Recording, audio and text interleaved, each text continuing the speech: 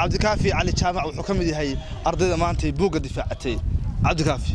قلدرينكا كور شنو ودني ما سنتهاي اد ما سنتهاي شقada u haysi bulshadana aad aad weyn oo anfacday waa ka mahad celinaa shaqada ku fan sharafta badan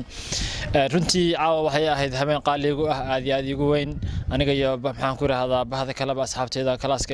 ila mid ah iyo kalaaska oo taqaanaa dhigayga ayadana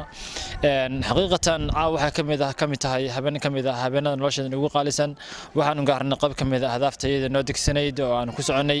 waayo waxaan u difaacanay buugii aan dhowrka bilood ku soo mashquulsanayn waqtiga iyo maniga iyo waqtiga wax walba naga baxeen baan caawa doonaynay inaan soo bandhigno oo wixii aan resultiga aan soo helnay aan dadkii la wadaagno caawa muhiimadaydu intaas ahayd aad baan ugu faraxsanahay runtii farxad bay tahay caawa inaad si mar kale shiine aad halkaan ku kulano thank you very much buug baad muddo 4 bilood ku dhow dabcan aad diyaarinaysay buugga muxuu bulshada ka dhaxlaya ama bulshada xaqiiqadii wax anfacay runtii buuggu markii la fiiriyo aad buu muhiim u yahay waayo wax badan oo bulshada ka qarsoon buu buuggu soo saaraya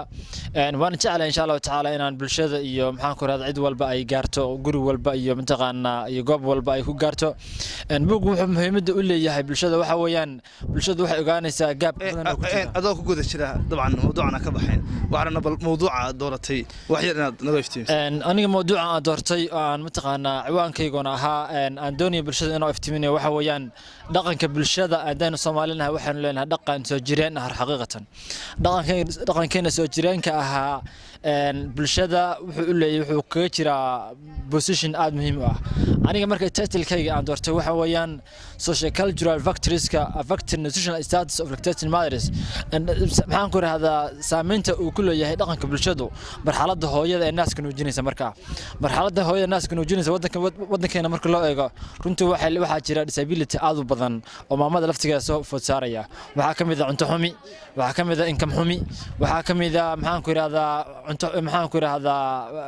daily lifestyle-keedii maamada oo aan isku xirnayn saa daraadeed wuxuu saameynayaa ilmihiina waa saameynaya hooyadiina waa saameynaysaa inkastoo ay maamadu responsible ama mas'uul ka tahay wax walba ay cunayaan iyada nafteeda ilmaheeda waxa cunayo guriga waxa laga cunayo ay mas'uul ka tahay xaqiiqatan buuggu wuxuu muhiim u saarayaa qof walbana oo ka dhiransanaya qof walbana oo ka garanaya saameynta uu ku leeyahay nafaqada mataqaana cunto aan cunano saameynta uu ku leeyahay ilmaha hooyada dhallaankeeda ugu dambeyntii inaad soo gaadhay heerkan iyagoo mahad celinaysaa waxaan uga mahad celinayaa runtii naftayda kow waxaan uga mahad celinayaa awalan wa akhiran waxaan uga mahad celinayaa ilaahay subhanahu wa ta'ala waa mahad iskala dhamaanteed inta ka sokaysa bini'aadam baas kale waxaan rabaa inaan u mahad celiyo supervisor-kayga aniga Cabdullah Sheekh Maxamed oo runtii macallin aad u asxaan badan oo macallin aad u hufan oo macallin aad maxaan ku rahaa hambal ah ilaahay subhanahu wa ta'ala mar walbana waan u duceeyaa haddana waan u ducayn doonaa waxaan sidoo kale waxaan mahad iskala jaamacadayda aniga muddo intaas oo laga waxaan ku soo baranayay runtii ila garab taagnay hil iyo hooba wax walba talooyin walbana siinayay motivation siinayay wax walbana jaamacadda uga mahad celinaya waxaan u mahad celinayaa class-kayga aniga kamid ahaa ka tirsanaa